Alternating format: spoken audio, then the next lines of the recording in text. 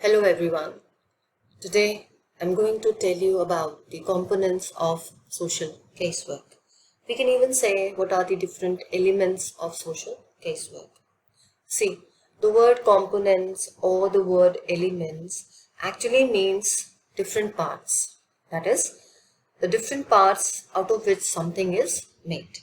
For example, we can talk about a computer system. Computer system is actually made up of different parts like the monitor, the CPU, the keyboard, the mouse, and other things. So all these different parts make up the complete system, and that is computer. Now coming back to social casework, the components of social casework are actually the different elements, are the different parts out of which social casework actually happens and takes place. It has been journalized that there are simply 4 different components of social casework. And in the slide I have mentioned, according to Helen Harris Perlman, there are 4 different components which has been defined as 4 P's. The very first is person or people, the second one is place, third one is problem, and the fourth one is process. These 4 different P's actually constituents the components of social casework, and with these social casework proceedings takes place. Now let's talk about the very first, that is person or people. When we talk about in terms of casework, person or people refers to client. So who is he? Who is a person? What is his coping mechanism? Why he needs some help? These are a bit simple questions which come to us when we deal with the client. And one should always remember that everyone has a potential and a perfect coping mechanism. But when he fails with his own capabilities and his own coping mechanism to solve the problem, he comes in search of external help. And that particular external help comes in form of casework. So always remember that we straight away do not find someone to help us. First of all, we try at our own level. But when we fail completely, then we need some sort of external help. So, person is actually one who is suffering, who is in a problematic situation, or who is victimized by problems. And person or the people, or in terms of social casework client, constitutes the most important component of problem solving methods. So here it becomes important that who is he, what are his problems, what has been his social milieu, and other things related to him needs to be studied first. Here again, person is not viewed as a final product. Why? Because see, as far as life goes on, we all are in a process of learning something new. So we ourselves cannot be viewed as a finished product. We are actually a product in the process of becoming more or less better or worse than we have been earlier.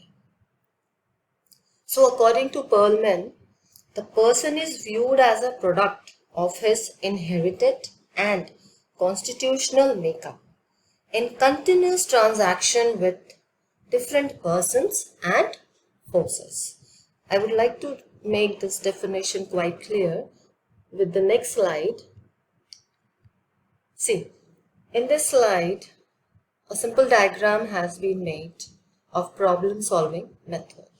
In the center, there is a person. Around him, there is an environment in which he is living. And that particular environment is one which constitutes his problem. And this is the environment which would be changed so that his problem is solved. So here the caseworker actually intervenes in his life, and when he intervenes in person's life, he is actually intervening in the environment where the person is living. So this actually becomes the complete study of the person when we have to solve the problem. So caseworker here intervenes in the problem area, but he is also involved with the problem and person both. So as a result of intervention or with the help from outside, person or people come out from their problems with their own coping mechanism. See, the last few words become important, and that is they come out from their problem with their own coping mechanism. I think you would all remember the primary aim or the main objective of social work is to help people in such a way that they come up with their problem with their own coping mechanism, with their own potential and with their own capabilities, so that in future also they are able to solve their problems themselves. So this basic aim of social work is always kept in mind, and with this aim only, the caseworker provides such a help that he is able to solve his problems later on. Now next, moving to the next slide, here I have mentioned in few points that who is actually a person. As I have already told you, a person can be a man, a woman, a child, or anyone who has been victimized by a problem or different problems altogether.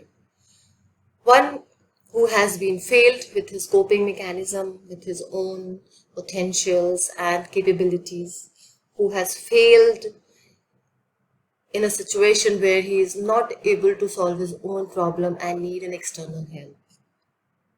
So the person becomes one who actually needs some sort of external help in form of casework.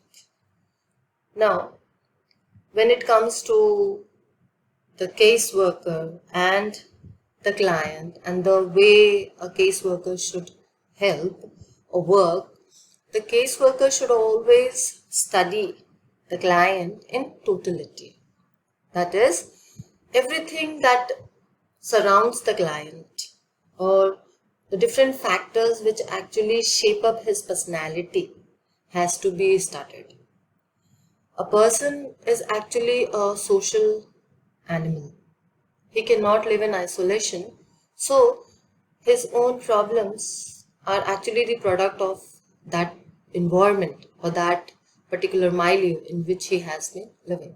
So there are different factors which has to be studied in totality, like the family background, the school and the office environment, then his peer group or his society where he sits and where he deals with other people, then his own past experiences, and more prominently his own individual behavior and personality traits. There could be other things also which needs to be studied, but the main factors which becomes important to study the person has been described here. So when a caseworker works with a client, he directly or indirectly is related to everything which surrounds the client. That we can say that there are different factors which constitutes the personality or the surrounding of the person, as the ones mentioned in the slide. So it becomes obvious that worker will have to study the problem of a person in totality. That is, he'll study the person first, then his surrounding environment. Further, here the caseworker has to work according to the basic 7 principles of social work. Or we can say that there are 7 basic needs of the client as they come to the helping situation. And this has been mentioned by Felix Bestek.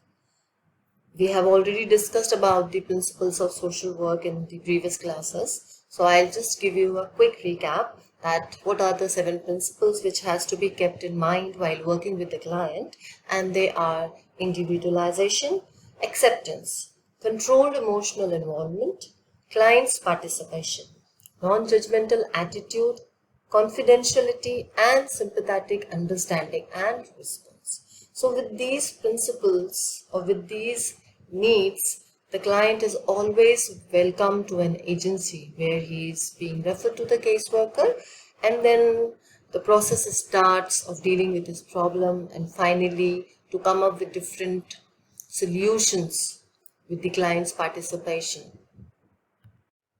So at the last, it can be said that a person is actually viewed as a product in the process of becoming something better or worse with time. But what becomes very much important here is that he is actually the product with physical, social, and psychological aspect of life. All these factors become very much important to have a complete study of the client and his problem. As a personal viewpoint, psychological factors become important, so as the physical ones and so as the social ones, where the past experiences and the present is more important. Future would definitely be better or worse as per the situation of the person. But he is the one who is actually working with these configuration in his everyday life and all the different aspects of life he actually encounters. So he cannot be viewed as a single person. He is always viewed as one single identity, as one single individual who has been influenced by different factors which are prominent in his dealing with the problem. The factors which shape up his capabilities, his potentials, and his coping mechanism. And these factors are his own environment, his own social, physical, psychological, biological environment in which he is actually living. So, always one thing has to be remembered, that whenever a person is in a problem, he has to be studied in totality.